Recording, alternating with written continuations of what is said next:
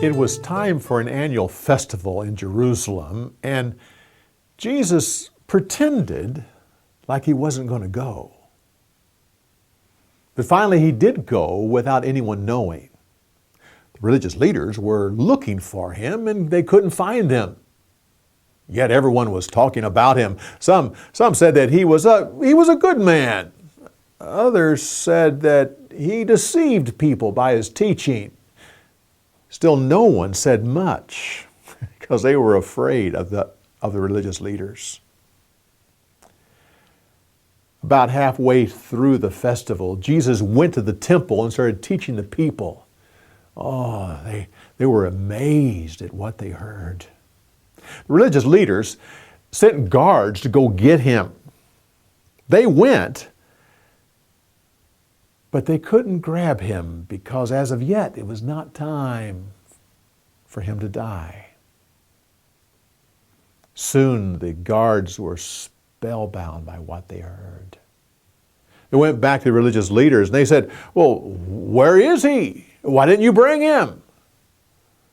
Oh, they said, "We've never heard anyone talk like this man."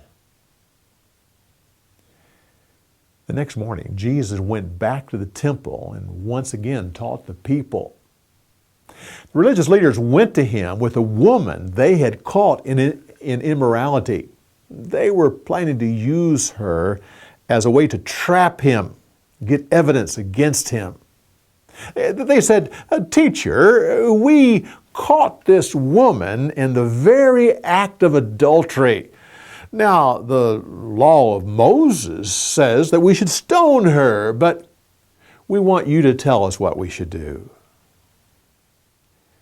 Jesus acted like he didn't hear them, stooped down and started writing in the dust with his finger. Oh, but they wouldn't be ignored. They kept asking him about this situation. Finally, he stood and looked at them. "Go ahead and stone her.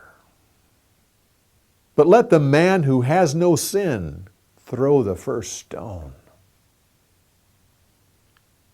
He then stooped down and once again started writing in the dust.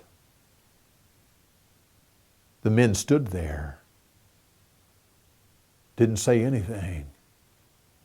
Finally, they started leaving one at a time, starting with the oldest.